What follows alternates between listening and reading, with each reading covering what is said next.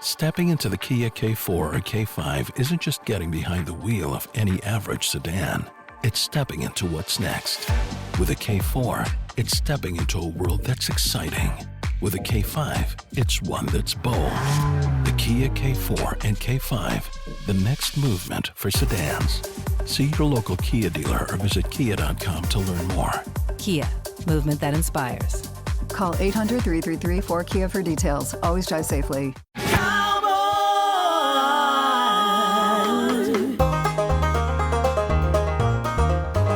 The One Star Cowboys podcast is back, recording on Sunday, August 17th in the afternoon after preseason game 2. I'm Kevin Turner. John Machota and Saad Youssef are here as always. Kent Garrison not with us today, but don't sweat it. He'll be back with us next time. Okay, so I'm one of those people who does not take a lot of inventory in what the preseason means. Unless you're like roster spot 50 through 90, you know? But man, that's 2 lousy ones in a row. And should I change the way I feel about that, John? Because that was not a lot of fun to watch, man. No, it wasn't. And it's one of those things for me where you got to balance it with who's really playing that's going to matter when the games start counting on Sunday. And then the guys that have a chance of making the team when they make these big plays in the games, you expect them to make those in the games on Sunday. When I say that, I'm thinking of Andrew Booth pick 6. We've never seen something close to that in an actual NFL game when he's been with the Cowboys. So it's like, how much do you read into how well he played in that game? Cornerback is a spot that's wide open, and it's probably the one on the roster that whenever I do a 53, I kind of juggle a couple different things around, whether it's is Booth on it, is Zion Childress on it. A lot of the other positions, I don't really have that same. There's a spot here or there, but that's one spot that I would say, okay, well, Andrew Booth looks like he played pretty well, so that's got to be a good sign for him. The flip side is the run game looked as bad as what you'd expect the run game to look, and I don't know how anybody could expect the run game to look different this year. And when I say that, even with the starters, I mean, I just do not see this team having a very good run game. I think that their best run game will be something that complements a very good passing game. That could potentially be the case. But I just have a lot of questions and a lot of doubts about the run game in general, regardless of who's back there on this roster. And then the number one thing is the same as it was the last game. It just, Joe Milton was not good enough for you to feel comfortable that this guy could be your backup quarterback if you need to win games. And I said it that way on purpose because, there's a lot of talk after the game of, well, okay, now do they go after somebody off of another team? Do they try and make a move for a veteran? I'm more in this camp of, and you guys can disagree, and then I'll hear your opinions on it. I'm more in the camp of first-year head coach. I don't think it's going to be a one-and-done year for Schottenheimer, no matter how bad it goes. I think he gets at least 2 years. I'm more in the camp of, if Dak goes down, I think this thing's off the rails anyway. Get the best draft pick you can get. Why go and spend a pick to go get, I don't know, I'm just going to throw out random names. Jameis Winston, Kenny Pickett, Tyrod Taylor, guys like that. Like, what? I don't think that this team, to me, when I look at it on paper and what I've seen out of training camp, is very top heavy. Like, I think that if you had phenomenal health, I think this is a team that could potentially make the playoffs. But it's football. There's probably guys that are going to get hurt. I don't love the depth on this team. I think that it could be good maybe in a year or two, but where it's at right now, I think you're in a lot of problems if you don't have your star players out there. So Joe Milton does not look like somebody right now that you would trust going and winning games, but I still don't think that you make your decisions on Joe Milton as an NFL player off of 2 preseason games. He's under contract for, 3 more seasons. I would still want to see a lot more from him, but these first 2 preseason games, a lot more bad than good.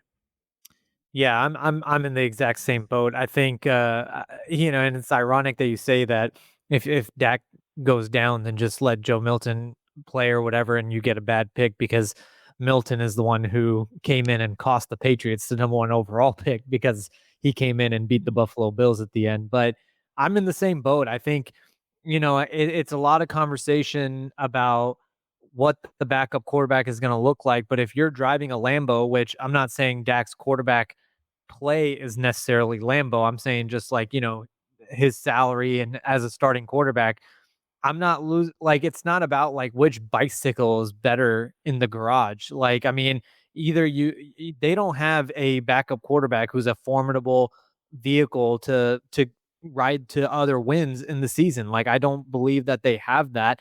I don't think that they've had that since Andy Dalton, somebody that you feel really comfortable with in that way. I feel like Cooper Rush became that. I feel like Rush became a guy that surprised you, but I don't think that you went into a season before Cooper Rush proved himself against the Vikings and then again in that 5-game stretch early in the season. I don't think you really felt that way about Cooper Rush before he proved himself either. So I think the last time you really had that going into a season where you felt comfortable that your backup could win was probably Andy Dalton. Yeah, I think like the Cooper Rush backup situation that we have now too. I think Cooper Rush makes a lot more sense for Baltimore than it does for Dallas, where they are right now. Roll the dice on okay, well, Dak's out for 4 weeks. We need someone to stay afloat, and you just kind of look at Dak's injuries, and they've been bad when they've been bad. So I don't. You kind of KT. You kind of kick the tires on Trey Lance and Joe Milton because they have the possibility. The upside is that they could be your franchise quarterback. It obviously doesn't look like either of them will, but you at least have that. That was never going to be Cooper Rush Chasing Romo. So you always got to be trying to look for that young next guy, but that wasn't going to be Cooper Rush. So you have one of those guys as your backup, and then hey, maybe they keep progressing along, and then one day you're like, you know what, this might be the future franchise quarterback for us. Unlikely, but that's part of the reason that you bring them in, you know? And when I say unlikely, I can say unlikely about you drafting your next franchise quarterback with a top 10 pick. Yeah. Is it likely? Is it likely that you get a good franchise quarterback with a top 10 pick? I don't think it's likely. Not likely, and definitely not expected. Right. We've just seen too much. We've seen too many Trubisky's and Jake Lockers, and I mean, hell, Sam Darnold to an extent. I mean, look at him now. Cleveland kicked Baker out of town, and sometimes it does take a while for these guys to find it, and that's why you don't like overreact after 2 preseason games, or if their contract's up and the Trey Lance thing. I don't think anyone's butthurt about letting Trey Lance go. I don't think that's what the situation is there, but like, pretty glaring when you start going, okay, well, we can't even possess the ball because we can't get first downs in a preseason game. So I can't evaluate any of my offensive players, or if I am, I'm not getting enough weight in terms of how much I'm trying to evaluate on them, because literally we've had the ball for 6 minutes in the first half. So, it's just tough, man. It's just tough to do. There was a great throw he made, I think, on the second series to Cropper. Like, dude, just ripping it. And Cropper didn't catch it. And yeah, he might have thrown him into some traffic, but it was like, compared to everything else, like, that was a beautiful throw. But then, the narrative by halftime is we can't even evaluate our wide receivers today. We're not getting any good looks here on offense. And I understand it. Preseason is so difficult for me. I wish they played one preseason game. I think you can accomplish a lot of this stuff in practice, especially with the advent of joint practices. But to me, it is like, okay, maybe we do have to put Will Grier in the game a little bit faster. Not that he's a world beater, but you do need to try to see, are we carrying 5 wide receivers? Is Holden or Cropper or one of these guys going to sneak onto the team? Like, you have to find that. And all that's the big story, because it's Joe Milton. Because he's a sexy player, right? Yeah, and KT, like, I was sitting next, like, I think I kept going back to what John said in the previous podcast, which was Joe Milton in training camp. It was more about having that controlled environment where you're able to go to the very end of the play clock, let yourself get everything set, and then take the snap. And then it's just, you don't have that in games, not even preseason games. And the biggest example of that was the safety. You can't take that safety as an NFL quarterback in the preseason or regular season. And if you process the protections and you process everything the right way, you don't do that. We talked about this in the last podcast about Anthony Richardson, the play that he got hurt. When you're facing a blitz from the front side, that's on you, the quarterback, to get rid of the ball, to have that clock. And Milton explained it after the game as like, He was laser focused on Mingo and but those plays just can't happen. Yeah, and I like through all of that, that everything everybody's talking about, and then you also go to how much was the offense actually running? Any plays? I think Shoddy loves the idea that it's a clean slate on Thursday, September 4th. Teams can't game plan for him, like they maybe can other coaches and things like that. I love that too. I'm not trying to show you anything, but the inability to like just keep the ball becomes a problem. And then here's the problem. It's going to go back to. I mean, we'll probably spend a lot of time on this. Really, just watching that. The one note that I wrote down that was not Joe Milton or our offensive related was, yeah, we're going to give up a lot of yards on the ground again this year. And I know we're playing without Osa, but I think asking Toya, Mozzie, Winfrey, like some of these guys to really hold it down, that is concerning because the Ravens could kind of get what they wanted whenever they wanted most of the night. And I don't know. That's you're hoping in the preseason where we have a little bit of resistance, I guess. Maybe again, I'm breaking my rule of caring. I'm supposed to not care or have a take here, but you watch it and you're like, okay, these guys are actually going to play. Like they're supposed to play. And that's the problem. Yeah, I think the thing I go back to on the Milton stuff and with the guys he's playing with is that, yeah, you might be having a vanilla playbook, but there's enough plays there to evaluate things from a coaching perspective, whether it's, not having any touch on a pass, not reading the defenses right. There's enough there. And then even with the wide receivers, I think you can still judge them on the routes they're running, even if it isn't a great throw or on the Milton interception. You might run a decent route if you're Mixon Mingo. And if the safety isn't there, it probably is a touchdown. But it's not on Mingo to see that a safety is there. That's on Joe Milton to be like, oh, there's a safety over there. I don't throw that there. It was almost like he just came out after they got a takeaway. Like, I'm just going to go for this big shot, which probably works in college because you probably, even if the safety helps over, he's not as good of a player, things like that.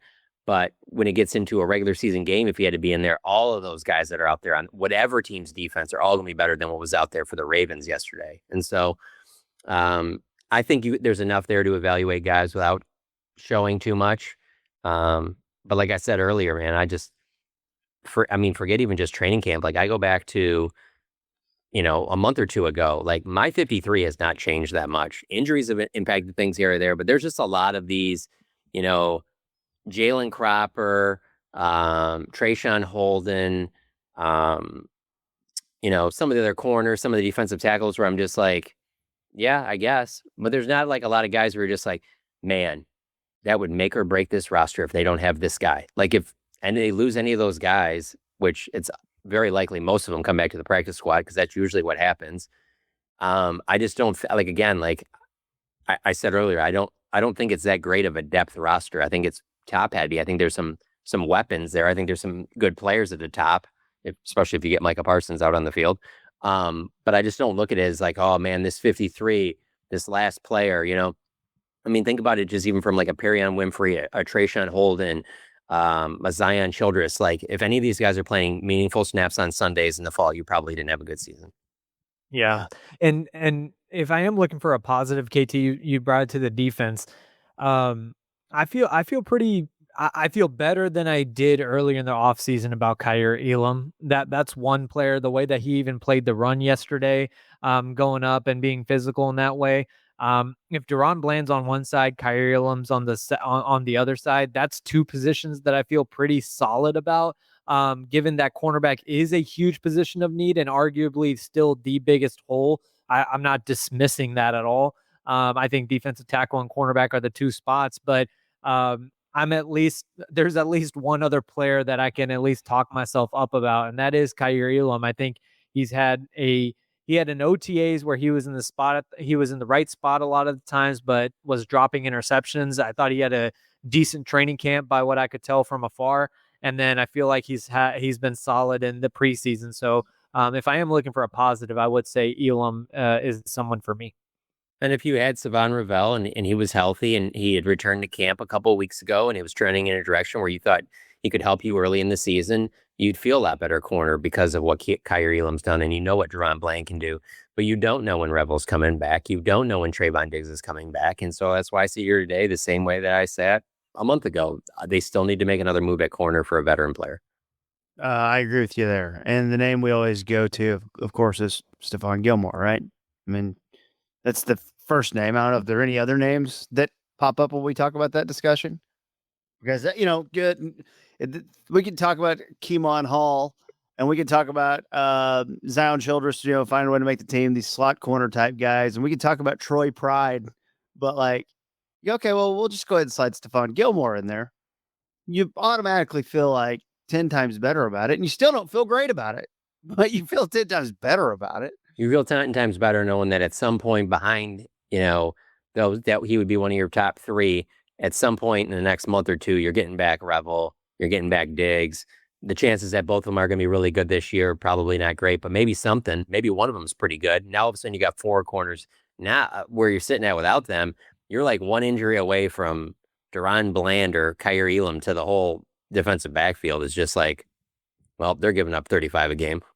Yeah, and Deron Bland is a player that you have some flexibility with. So if Diggs comes back and Stephon Gilmore, for example, is playing well, you can keep both on the field and just slide Bland to the slot if you need, and play it that way. So because of that flexibility and Gilmore being the player that he has been, I think that is the logical solution. I'm not sure why it hasn't happened, but yeah, that does seem like the fit. I wipe away preseason pretty quickly from my mind. So remembering preseason games from years past, not something I'm very good at. Way better at remembering regular season and playoff games from years past. Hey, the preseason games, the memorable ones are so easy for me. That few years ago, the one where Kevontae Turpin had the 2 big returns where they were like, take him off the field. We're done here. Nothing else has to be seen. And then certainly the Romo back one up in Seattle. Deuce Vaughn is Barry Sanders. I remember that game. That's definitely far behind. And then number 1 for me is the Coliseum where Dak came in and you're like, okay, he can handle this. Like he might be okay if they need to turn to him. Because at that time he was looked at as being the backup behind Tony because Kellen Moore went down. Those 3 to me will always stand out the most. Does this I'd say, hey, I'll get, it was probably number 4 for me. Another game in Seattle. Saad and I didn't go because we should not spend money on road preseason games. But we watched it. I remember at that bar over here in Dallas, and that was a game where DeMar Van Overshown got hurt. And I'll always remember that game because it makes me think of like what could that team have been with Overshown that year. How good that team was. That's 2023. Yeah. It's one of the best, if not the best, Cowboys team of the last 10, 15 years. And you add Overshown to that defense, who knows what happens? Who knows how different that team? Maybe that team has the 1 seed, and then maybe still they have the 1 seed and still find a way to lose to the Packers and Bucks. But you never know. And so I'll remember that game too because I thought it was a notable loss. But then when we've seen Overshown healthy and how impactful he can be, it makes me look back on that one a little bit and be like, damn, that could have been something there. One that I would throw into the mix, and I certainly have a much smaller sample size than John, is 2 years ago, the Will Grier game and the final game, just because it wasn't just the game. It was the Trey Lance trade the night before, and then meeting Jerry there and Steven before the game and chatting about that. Then Will Grier just had a baller game, and then, they were kind of bummed out about the fact that everyone just knew that, he's about to get cut for a guy who they just traded for. So that's one for me that I think I remember. Will got a Super Bowl ring. He's fine. Yeah, it's all good, right? What I was going to ask though is, does this feel different to you guys? Like these first 2 games and how ineffective pretty much everyone's been it seemed across the board. I mean, these have been some pathetic outings. Again, preseason doesn't matter. Who cares? But does it feel a little different? It feels different to me in the sense of under McCarthy, you kind of knew what you were getting, the way the team was constructed. The expectations were pretty high. You have a very young, inexperienced new coaching staff. They're changing a lot of things. There's a lot of different things they're doing in practice that could be some trial and error where they go back, 6 weeks from now, like, we're not doing that anymore. This thing could get off to a rocky start. It's not the experience that you had before. And I know Matt Eberflus has been to DC before. And so you have that, but there's just a lot of, coaches that come from the college ranks. And obviously, Brian, this being his first time actually like, calling the whole deal and calling the offense. There's just a lot there that, from what I've seen so far, the only way that things would surprise me is if we see just a bunch of stuff in that Philadelphia game, the season opener, that I'm just like, whoa, like, I didn't know they had all of this. And I'll tell you why that'll surprise me. Where are you working on that to get to that level? Yeah. We're watching all these practices. How much time do you really have to be doing those plays off to the side when nobody's around for a week or so at the Star to where everybody's clicking on it? I think there's a way greater chance that you try and do some of that stuff in Philadelphia. It's a loud night game. They're obviously going to be celebrating their Super Bowl. That they try some of this stuff and it gets some ugly results. Yeah, the reason why it is a little different for me, KT, is because I wasn't at training camp, obviously, but it's more about the cumulative than just the preseason for me. Reading John and everybody from camp, the joint practice against the Rams, the Cowboys didn't look good. And then, the preseason games haven't looked good. So there hasn't been any silver lining to where you can turn to like, yeah, the preseason hasn't looked good, but at least over here, there was this positive, and there just hasn't been that much positive outside some individual players. I think Pickens had a good training camp and that kind of stuff. But as a team, there hasn't been a whole lot of positive about it. And then let's just address the elephant in the room that in these previous years, you knew what you were getting from Micah Parsons immediately. You knew he would be immediately impactful. I think he will be, but I don't know that. We've seen Zach Martin get off to a slow start after a contract holdout. We've seen CeeDee Lamb have similar things happen. CeeDee Lamb has acknowledged that he didn't get off to the start that he would have liked to, and he thinks not being at training camp last year had something to do with that. And so what's Micah going to be? He's a huge part of the success, those 3 12-win seasons in a row. Micah Parsons is a huge part of that, and that was Micah Parsons playing at his best. Is he at his best? They say he's doing all the stuff behind the scenes to be ready and stuff like that, but that's not practice reps. That's not the real game stuff, the stuff that you would be doing in training camp, getting yourself ready. Like he's at those practices, but he's not like running around and doing all the drills. So you think he's out there late at night by himself doing all that stuff? I mean, obviously he's doing things to stay in shape, but is that going to be the same as just like Zach Martin was doing stuff? He wasn't a holdout. He was staying back here. He was working with Duke Manyweather. CD was back here. He was working with his guys. He was getting ready. I'm not saying that they're not going to be in shape, but there's a difference between football, playing every day, and working out and doing your own drills on the side. And so where is that at? How invested is he?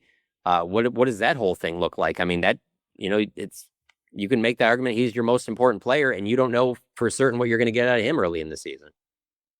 There's a couple things. I'm glad you took it to the Micah thing, because today, all the national reporters are talking about the Bengals are now put Trey Hendrickson back on the trade block, and they're taking calls. I thought you were about to say the Broncos thing. Sorry, go on. No. Yeah, that's pretty good though. I just wanted to mention that real quick because that's going to be my job going forward. I already know where this business is going. What do you do? I'm a reporter. I cover the Cowboys. Oh, so like you just have to sit around. You just have to like shoot down the stuff that's not real on the internet. Basically, yep, that's what we do now, and that's where this thing's going. It's only going to get all the fakes are just going to get better and better, and people are just going to act so matter of factly about it. But yeah, no, he said this, he did this happened, this person did this, and it's not just a Cowboys thing. I'm just talking media wise in general. That's what it's going to be, and players are going to get annoyed with us because they're going to think that we reported the stuff. Like I already can see where all this stuff is going. Well, I mean, it's not good. It's just not that. I mean, to open camp with that stuff on ESPN of, they're showing that video of this is George Pickens looking good on his first day at training camp. And it's like, well, they're not even on the field yet. In this video, they're in full pads. That's not George Pickens. That's Brandon Cooks. They're not even close to being the same size. And that's on like a major TV network. And then obviously this Broncos thing yesterday, them airing on their network that this fake quote from Micah about how he always wanted to play for the Broncos, the most random quote I've ever seen. And it just like I just know that this is just the beginning of this stuff. It's just gonna get worse. No, and we're going to create fact-checking jobs. No, AI is going to handle that too. I'm sorry if you spend a lot of time on Facebook, but like the ones about all these players and Jerry and stuff with these AI generated images of them going down to the floods and helping out and everything like that and donating, tens of millions of dollars and stuff like that. And it's all this stuff has massive amounts of likes and stuff on it because people think all of it is true. And you're just like, it's exhausting. No, it is. There, in fact, and it's a little bit different, but since you guys work for The Athletic, I'm happy not only to plug your work, but the 5-piece series that The Athletic ran last week on just stalking in sports.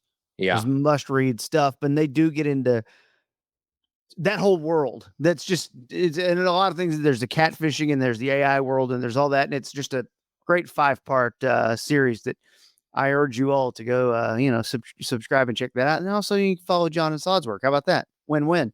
But what I was going to say is, the Trey Hendrickson news, does that affect Micah in any way? I mean, it's at least somewhat in the same broad circle, pass rusher, holding out, holding in, it's at least still kind of there. So I don't know. I don't think the Cowboys, for any reason, are going to trade, Micah Parsons. But what if my only thought was like, what if they did see what the Bengals got, if it happened, and then you're like, okay, how many teams are going to be out there that are all willing to do that though? Not only to give up the picks you're going to have to give up, but then give the $40+ million per year for at least 4 years. So how many teams really want to do that at this stage? Because they're ready for the season to start. Yeah, and Diana also said the Bengals are looking for defensive players in return as well. So how now on top of that, draft picks, defensive players, and giving a new contract to Hendrickson. Yeah, I could see him potentially being traded. I don't see Micah Parsons being traded. Yeah, well, for me, KT, for me, it's about the results of all this goes. I think him being on the trade block doesn't really affect Micah or the Cowboys in too many ways. But I think if Trey signed a new deal and it was at some crazy number, I think that definitely impacts Micah. If he gets traded and the haul is crazy, I think that might, get some wheels spinning for the Cowboys. But just the news that came out about him being on the trade block, I mean, I feel like he's been on the trade block like 6 times this offseason. Yeah. And, it's just kind of deja vu again. Definitely feels just like another way to spice up that storyline, or maybe the Bengals or his agent asked for it or whatever, but just to get it back out there. Who knows?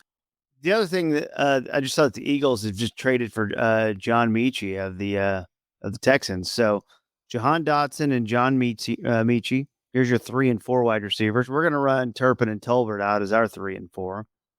You'd probably take Mechie and Dotson over those. So people just doing moves. Cowboys sitting here promoting a documentary. I love it, man. This is what it's all about, really. Have you seen the documentary, John? I have. Like all of it? All 8 parts. You saw all 8 parts? Yep, 8 hours worth. Watched it all at training camp. Man. Yep. Your thoughts? 7. Are you allowed to, or is it watermarked, or is it embargoed right now? No, I wrote about it last week. Okay. I can't post any like videos or anything off of it, but like the first 7 episodes are all about the 90s Cowboys. Is that what you really want? Are you yearning for that? We're avoiding 2000 through 2025. I was hoping we'd get to some stuff, man. Oh, there's almost none of that. I mean, Tony's in there talking for like 30 seconds about just how basically, they had good enough teams to make a run. So Jerry's put good enough teams on the field, but they just haven't got it done. But other than that, no. And then episode 8 gets into modern times, and that's why like the story I wrote about it, really my lead was all about from episode 8, and it's that the fact that Jerry Jones sat up in that owner's box throughout that entire Packers loss with that whole camera crew up there, and so they're up there the entire time while this, just to take you back, 2023. That was Jimmy in the Ring of Honor. That was a lot of talk of how this is the best Cowboys team since those 90s teams, and everything was lining up perfectly, 2 seed, and the cameras are with him from when he gets to the stadium, till when he like leaves the locker room at the end of that game. Now they trim it down, everything I just said, into probably 10, 15 minutes. But if that team wins the Super Bowl that year, if it's only eight parts, 4 of them are about modern Cowboys times. You know what I'm saying? But they had to kind of trim that all and make it tight there at the end because it's a disaster, And so, I mean, I'm not saying that you won't enjoy it, but my biggest takeaway was that the gold standard, I've said many a times, for those type of documentaries is The Last Dance. And the reason why this isn't The Last Dance is because The Last Dance was so great because Michael Jordan doesn't talk all the time. So he was sharing all this stuff a lot of people had never heard before. The Cowboys documentary has Jerry Jones, Barry Switzer, Troy Aikman, Emmett, Dion, Michael Irvin. You've heard, do you think, this is the way I told somebody the other day, you think any of those guys have a good story from the 90s that they've been just saving in their back pocket for one day when this thing called Netflix comes around is going to make a documentary? You think they've been saving it for that? No. They all have regular TV obligations. You know what I'm saying? All the time. I went to the premiere in LA and they had a couple of the producers there. They said that they have 40 hours of just Jerry Jones interviews for this. I would love to get Parcells. Is there any Parcells in there? There's no Parcells in there. Another Garrett Wade Phillips thing. There's so much awesome crap that's happened. Another way I will describe it to you as well is, because I know you're a Saturday Night Live fan, there's a lot of times when I've watched Saturday Night Live skits where I've been like, oh, I can see when they came up with this skit, they were like, this thing's going to bang. This is going to be great. And then you see the skit and you're like, damn, that's not as good. And vice versa. I'm sure there's plenty of times they're like, we're going to work that one in the end. And it ends up being great because it's just, there's a difference between, and if you gave me a piece of paper with all the things that they were going to have on, in the documentary, I'd be like, this thing's the greatest thing ever. And I'm not saying it's not good. Don't get me wrong. But it starts with Jerry on the helicopter going to one of his oil rigs. They have all this footage of the family together for Thanksgiving in Missouri. Steven takes Jerry on the property in Missouri to his father's gravesite, and Jerry reads a couple things that are on the gravesite and everything. There's so many things that it's written down that if you wrote it all down, you're like, hey, this is all going to be in there. I'll be like, oh my God, this is going to be crazy or whatever. And I'm sure that there is a lot of good stuff, but the stuff they use is a lot of stuff that I just feel like a lot of people will be like, yeah, I kind of already knew that or whatever. Now the cancer diagnosis came out. That was new, I think people will enjoy it. I just don't think that there's going to be a lot of stuff that, again, with The Last Dance, you're like, whoa, I had no, this is wild, all this other stuff. But it fits with The Last Dance too, because it's the 90s. And there's that element of, man, it just feels like if you kept this together a little bit longer, how many more championships could you have, Jerry Krause versus Michael Jordan. It's man, they probably had another title or two in there. Jimmy versus Jerry, they keep it together. That team might have won 6 titles in the 90s. So they have those elements. I just think that we know a lot of them. So maybe it'll be interesting to non-Cowboys fans. I just don't know how many non-Cowboys fans will be super, interested in that. And then the last thing I'll say by putting a bow on this is, after watching all of it, seeing all the different places they went to film Jerry, all it did was solidify everything I've ever said about the Bravo Eugenia. He bought it, but that's not his baby, his thing. Because you're telling me they wouldn't have a shot on there? Some drone footage of him on the deck and things like that? There's no Bravo Eugenia in there. That's because that's not really his thing. His thing is that helicopter, going to the oil rigs, going up hunting in Missouri, going to Arkansas and stuff like that is Jerry Jones. One other fascinating thing I'll tell you too that I think is interesting in this, when they're at that house in Missouri, it very much looks like they kept everything the same way that they had it when he was a kid living there. So it all looks clean and everything like that. It's not like you're going in your grandma's old house or something like that when she passes away and you got to clean it out and you're like, everything's dusty. It's being upkept, but you can just tell by all the decor that it's they were we're not changing it. We're leaving these rooms I don't know. It's hard to describe. I'm not an interior decorator, but when you see it, you'll know what I'm talking about. We're like, oh, that is pretty wild. Because why you wouldn't do that? Well, You'd be like, well, no, I mean, but you're selling the house, things like that. But when you're wealthy like that, you're going to keep the house. And obviously that, his dad and his mom meant a lot to him and stuff. And he has the money to keep that house as just almost a museum, to your parents and things like that. You also have enough money to have 20 other houses, so why do you care? You know what I'm saying? But it is there. I mean, it's very. I'm not saying it's not good. Like, I think people enjoy it. I just think we know a lot about a lot of the stuff that's in it. Yeah, and KT, another thing, just on the Last Dance comp, the thing that the Last Dance, the Last Dance would have been good for all the reasons that John, you just explained about just never hearing from Jordan, and also the happy ending, with the title, all that stuff. Like, I get it, but the other thing is you just can't replicate that timing, man. Like, you can't replicate COVID and us having nothing else to watch, and the way that we all watched The Last Dance. Whereas, like, this is going to be dropped 2 weeks before the season, and like, it's just and there's just a lot going on. Just the buildup. I mean, the way I remember, I'm not a Bulls fan, and I wasn't even from the Jordan era, so I had a different interest of viewing. If it was just passive, it probably would have been something that, like, over time I would have watched, like, on a walk or something like that. But I remember the way that I sat down and watched it, it was like I was watching Sunday Night Football every week, because that's just the timing of the whole thing too. But even during COVID, you wouldn't have felt that way if Michael Jordan was on your TV like Charles Barkley is, because that's how Jerry Jones is on your TV. You tell me that Jordan is in that Barkley seat. You think he saves any 90s stories for a Last Dance documentary? You've heard them all. You've heard them all in great detail, but you don't hear from Jordan. He's never around. Yeah. And he's the key piece in all of that. The other thing I will say, and I'm glad you mentioned that because it made me think of something, Saad, is that, so when I went to the premiere, obviously it's not a premiere to show you all 8 episodes. They're going to trim it down to give you like an hour.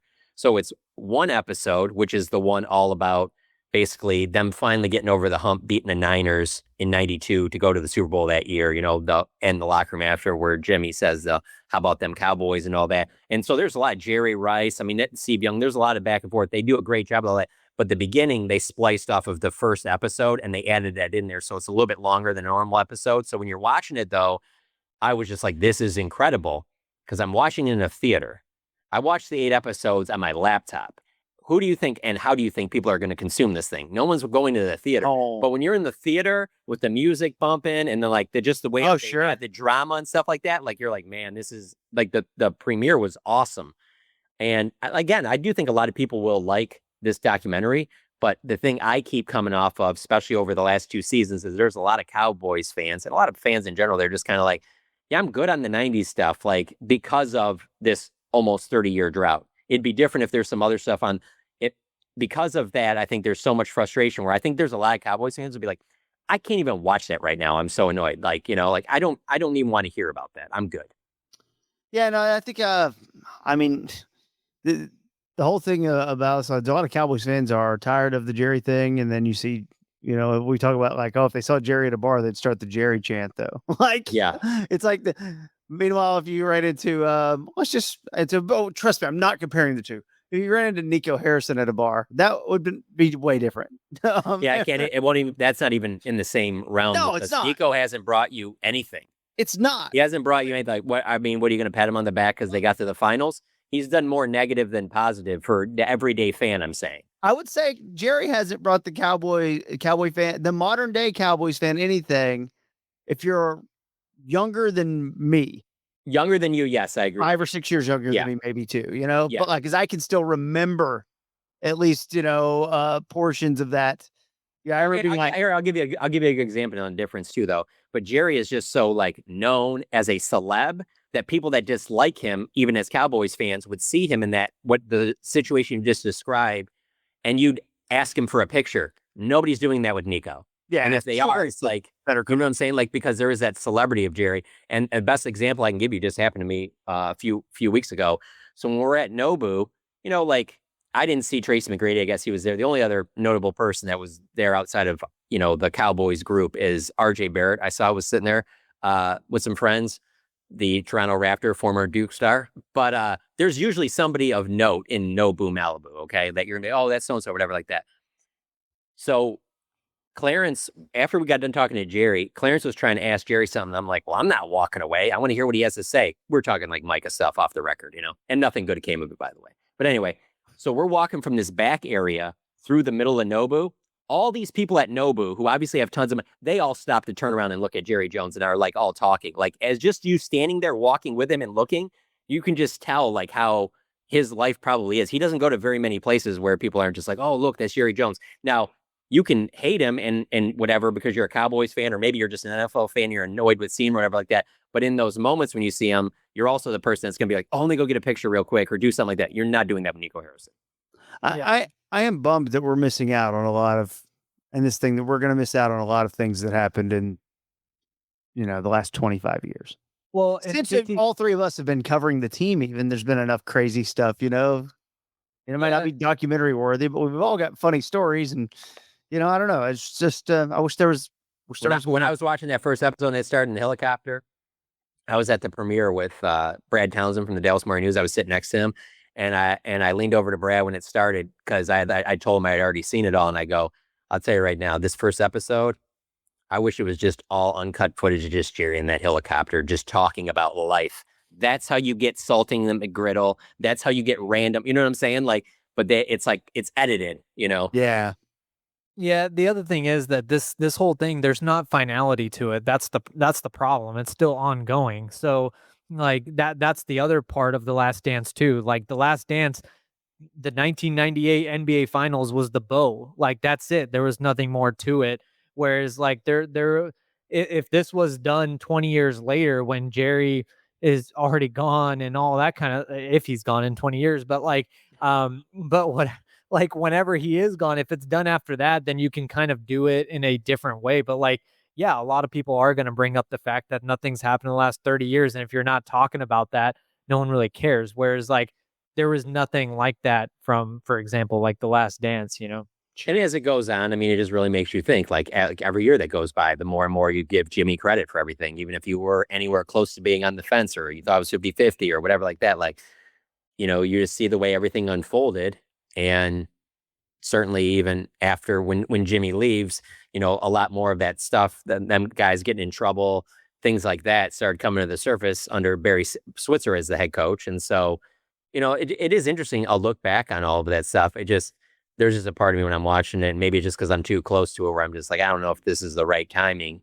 But with that being said, for Netflix, it was the right timing because, man, they were getting Jimmy in the Ring of Honor, and it looked like they were filming a playoff run that was going to be the best one since those teams. So you were having it where, I guess the way I ended my story that I wrote about it was, I was like,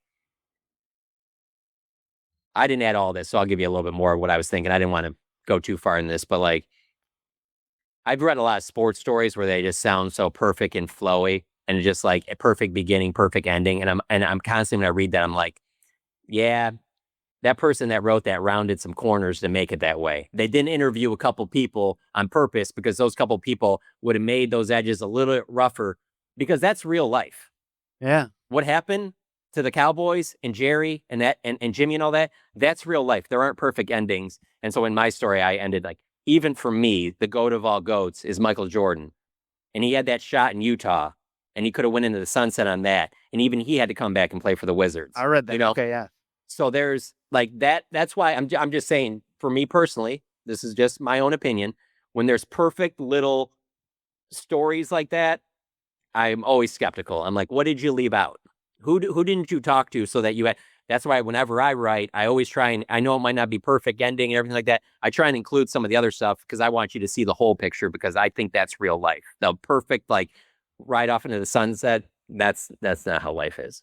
Okay, so what do we got happening this week? We got practice at the Star, and then we got Friday. We're going to be we got the last preseason game. Exciting stuff. How much do you expect to see? I mean, are we thinking another first half of Joe Milton, or I think Shoddy? You think Shoddy's got a lot to think about here? No, I think he. I mean, at least the first. I think he would play almost the whole game, because they keep going back to that they need Joe Milton to play as much as possible, and he's not going to get to do that during the season. When you're even the two backup, he's going to be doing scout team reps. There's not enough work there. If your starter's healthy, the weekly practices in the NFL are geared for your starter to be taking almost all the reps. So they have to see him play more. And this isn't a 1-year deal. They have him for this season and then 2 after that. And they're not closing the door on him. And, as much as I'm sure fans want to after watching 2 preseason games, but that's not how they feel. So I would expect Joe Milton to play a ton in this game again. I think it'll be pretty similar to what we just saw. No Dak at all. Is it you guys okay with that? Or do you think we'd get one series or two series? We're seeing a lot of teams play a little bit. Mahomes plays a little bit, and I don't think he plays. I do think that him, CD, George, I think it would benefit them to play a series, but it just really seems like Shoddy is going out of his way to not show anything, to have this bag of tricks against Philadelphia. So, which will make it entertaining to watch the game. I can't wait to see. I just have some doubts, Jerry and Steven probably don't want Dak playing at all in the preseason. Just know what they've lived through with Tony, right? Yeah.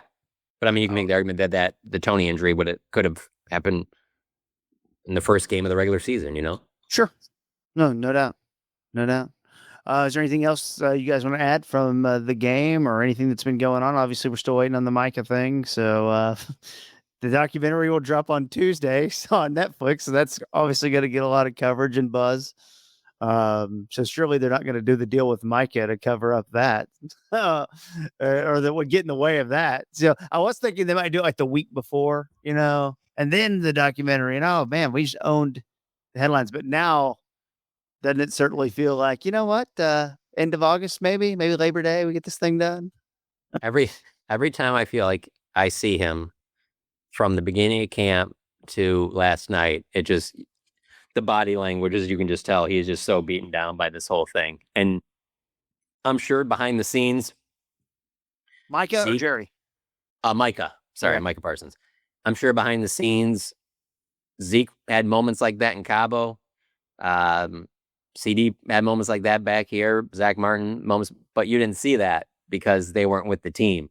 Like Micah's at everything, and you can tell that the frustration is very obvious. Trey Hendrickson isn't at all is he? Wait, did he? Yeah, he's holding in, or he was. I don't, unless he bailed. I heard he was switching it up, but it is different. That's the same thing with being in Oxnard. All the fans chanting like the sign Micah.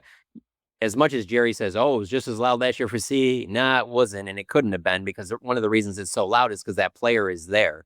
That's why you're yelling it at practice. CD wasn't there for the fans to be yelling it, CD was running out the other day, last day of practice, and this fan yells to him, goes, CD, let me get your autograph when you come back. I didn't get a chance to get it last year. And you hear stuff like this all the time, and like the players are practicing, they don't even care. CD turns his head and yells back, I wasn't here last year. God. So it's still Trey Hendrickson, fact checking there, holding in. He was? Yes. Holding in, the new sports term. It's like weathermen when they start. When did that start? When was that new? I don't know. I feel like you don't hear hold in very often. We've heard it this year for sure. Yeah, it's the last couple years, I feel like. It's like when weathermen come up with new ways. There's an Arctic blast, and then we had thunder sleet. They always come up with something new. Vortex, winter vortex. Polar vortex. Polar vortex. Oh yeah, always good stuff. Well, look, guys, let's first of all, you guys do a great job. So you guys just keep up the good work. And then we'll get together next weekend, I would assume, after the third preseason game, unless there's something important that we need to break in with. But I think there's a 1 to 5 day window after this Netflix documentary drops where I think Jerry's going to get a real kick out of looking at those streaming numbers, and it'll probably be number one on Netflix all week with the Hunting Wives and then Happy Gilmore too, still sitting in there in the top 3. So it's so good, I heard. Yeah, it's fun. It's fun. It's fun. It's a fun watch. If you liked Happy Gilmore, the original, it's a fun watch.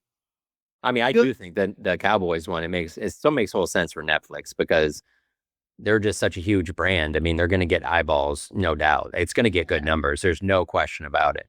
No, I'm interested to hear what fans think. I'm interested if there's a lot of stuff in there that fans didn't know or haven't heard before.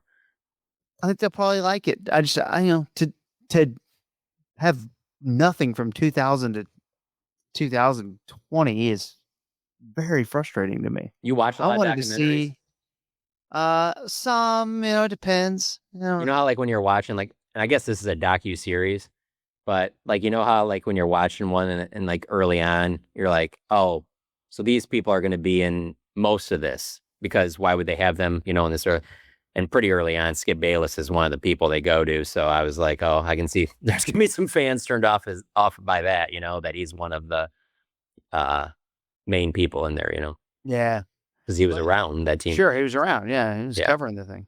I thought He was we're at the premiere. I didn't see him. I saw some pictures that he was there, though. But yeah, I thought we're over documentaried as a culture right now, though. There's like too many. Like there is, but I've fallen in love with them. Like the whole idea of how that they're done, and I now turn it into a challenge of trying to figure out like how much of this is true and how much of this is someone trying to put a little bit of spin on it. Yeah. But yeah, no, that Making a Murder, I think that's probably the one that got Netflix going. That was a big one for them, no doubt. There were 2 Firefest documentaries, and it was very like, okay, 2 at the same time. Or now we just merchandising, or we just, I'm pretty sure we piggybacking off talked about something. this, but you saw the Favre one, right? I did. Yeah, like that was not Nice. seemed rushed. Forget it, because they're not marketing it as the definitive documentary. Whereas The Last Dance, just because what you were saying earlier, because MJ had been a little bit of a recluse, like this is the one. This is it. And I don't know. Saad may think that about the Tom Brady, Bill Belichick one, the big Patriots one. That might be the definitive, one of that era, but there could be more coming. Who knows? The definitive one of that era is the Tom Brady roast. Sorry. Which is, what? Pretty funny. Yeah. Pretty funny. All right. So, guys, you have a good week. We will get back with you next weekend. To all of you listening, you can join us on the Discord. Please like and share it on social media and all that stuff. It's look, I don't love it, but it's the way things grow now. I wish it wasn't that way, but it is. But we got to defeat the algorithm. So if you could help us, give us a little 5-star rating on that, wherever you listen to your podcast, that'd be cool. We do have, and we can't announce anything, but we'll have a little bit of news probably in the next couple weeks about this specific podcast. It's news that I think you will enjoy, unless you don't, you're your own person. So, I mean, some people, don't like fish, I don't know what to say. Some people really love chicken and don't like fish. People are different. We'll discuss that later. For Saad Youssef, for John Machota, follow them on The Athletic. Follow them on social media, folks. I am Kevin Turner. We'll also give a little shout out to Kent Garrison and the Mad About Movies podcast as well. We are the One Star Cowboys podcast, and we will talk to you next week. And recording. For over a century, Johnny Walker has shared its bold spirit with the game of golf. Now, crafted with Devereaux Golf, Johnny Walker introduces the Johnny Walker Blue Label-inspired Sunday Golf Bag, elevating the game with sleek design, blue label hues, and refined gold accents. Celebrate your hole-in-one with a premium Sunday bag crafted by Devereaux Golf. Submit proof of your achievement to johnnywalker.com/blue-in-1. Please drink responsibly.